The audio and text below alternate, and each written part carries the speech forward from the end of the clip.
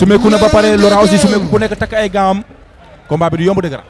non mënta yomb parce que xam nga ni dañu daje ci làmb mu am lu mu fa demee mu mel ni que revanche la mais ci beneen discipline donc Laurent Ndiago moom moo jëloon ndam ci kaw Bou Siteu tey jii ñu dajewaat ci beneen discipline muy la première fois ñu def li nga xam ne mooy kickboxing mais c'est des amateurs et l'accoutrement voilà, est différent de ce qu'on a vu tout à l'heure. Voilà, pour les amateurs, avec la WACO, on est obligé d'avoir des protections au tibia parce qu'ils apprennent leur métier, qu'ils évoluent tranquillement.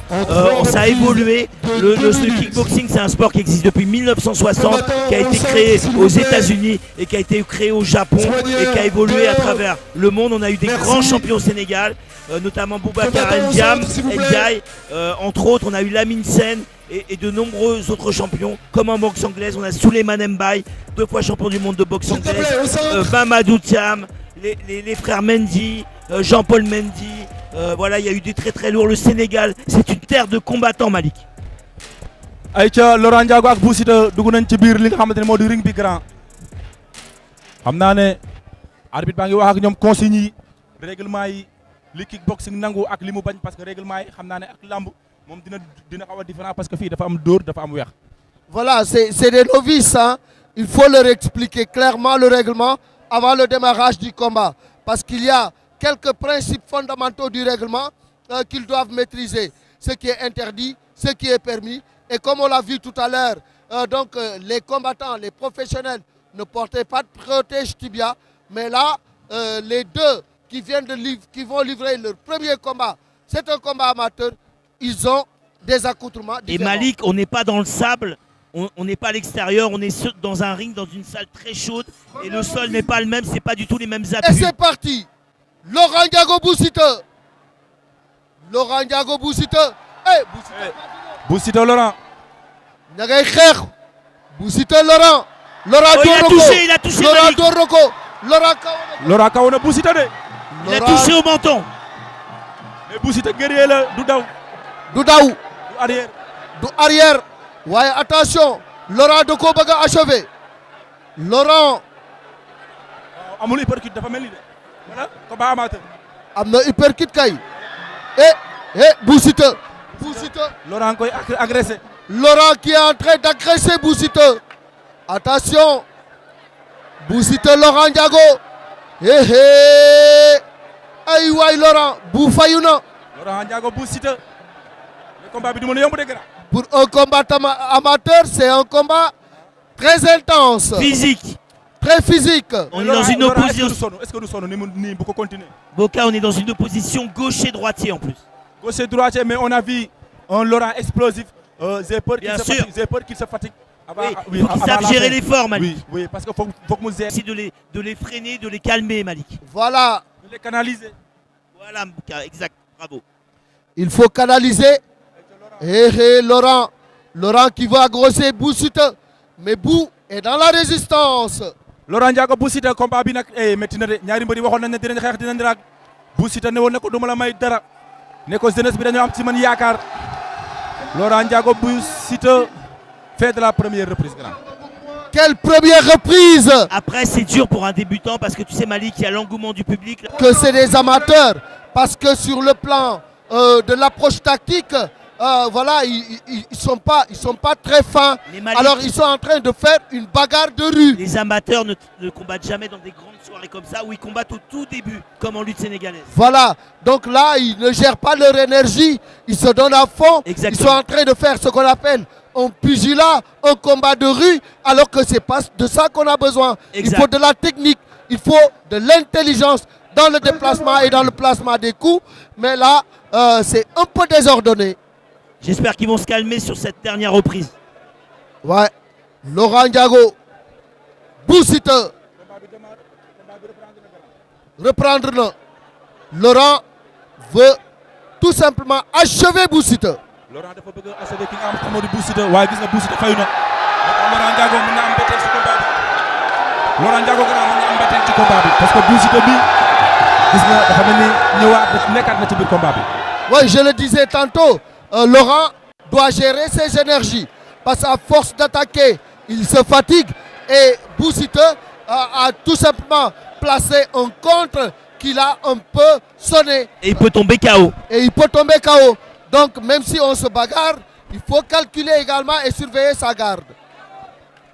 Laurent Ndiago Bou Siteu combat bi métti na Bou Siteu ak Laurent Ndiago lii la Sénégal yi doon xaar si ñoom aussi gannaaw ñu ñëw livre bataille andi jom fula andi fayda ñaari mbër yi xeex nañu ku nekk vraiment donné nga li nga xamante ne maanaam donné nga sa lépp pour combat bi mën a neex Bou Siteu ne ko ne dinaa xeex ak yow Laurent ne ko duma la may dara.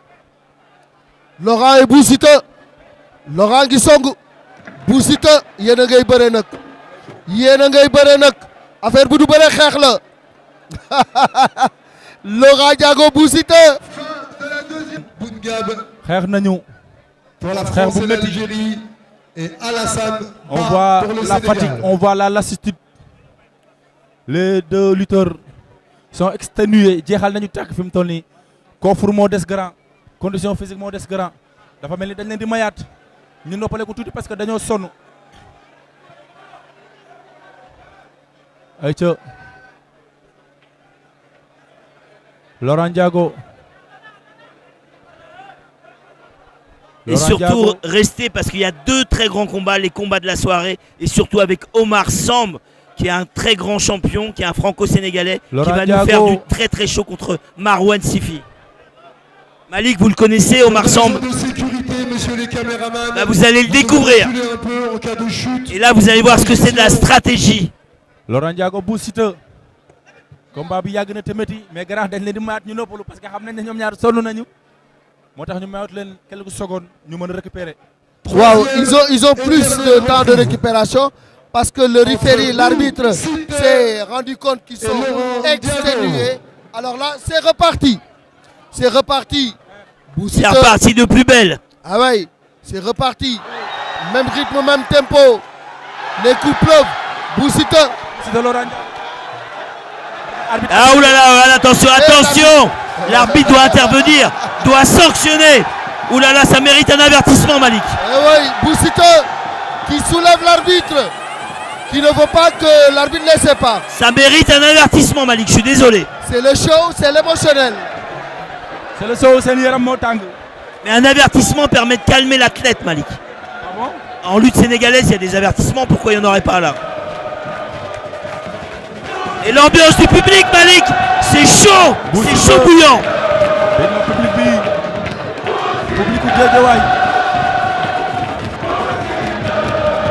Bou Siteu.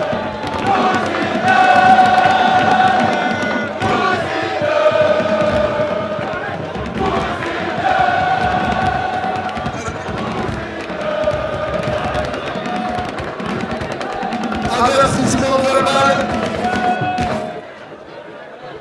Allez, messieurs au centre pour les dernières secondes Bou Siteu de ce combat. ak Laurent Ndiago combat bi du mën a yomb. arbitre baa ngi waxaat ak ñoom. Box. arbitre sifflé waat na grand Bou Siteu ak Laurent.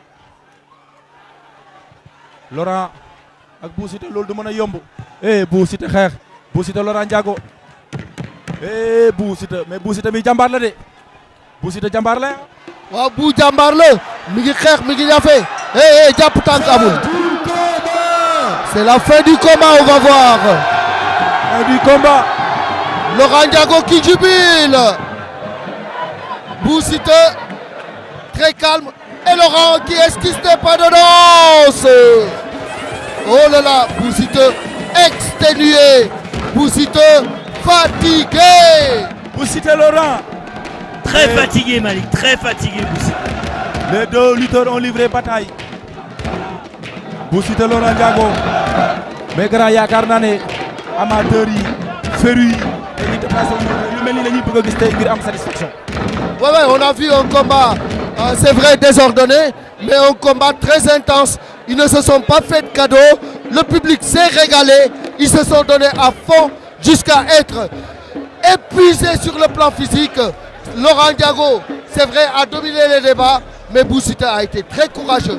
Bou xeex na, Laurent xeex na, tous les deux méritent des applaudissements. Ah, Tous les deux méritent des applaudissements. Sur l'envie, la détermination, Bou Siteu, il n'y a Laurent pas de Ndiago. problème, mais il faudra qu'ils analysent leurs erreurs et être plus stratèges. Mais pour une première, c'est fantastique quand même. Bou Siteu, Laurent Ndiago. Messieurs les combattants au centre pour la décision, s'il vous plaît. Messieurs. Bou Siteu décision arbitre bi la ñuy xaar ba xam lan lay wax diggante Bou Siteu ak Laurent Ndiago combat bi neex na vraiment ñoom ñaar xeex nañu Bou Siteu ak Laurent Ndiago. Fabrice, c'est quoi ton pronostic? Ah, je sais pas, je sais pas. Match nul. Un match nul, bah c'est bien. C'est bien. C'est bien. Félicitations Un match nul, c'est bien grand. à Bou Siteu et Laurent Ndiago. lu baax la si parce que day tax ñu garder suspense bi. Oui, c'est bien. Moi, il m'a donné mérité de nous ay encouragement. Ils nous ont régalé, ils se sont battus, ils se sont donnés à fond et les juges voilà, étaient à égalité. Donc, match nul, on n'a pas à se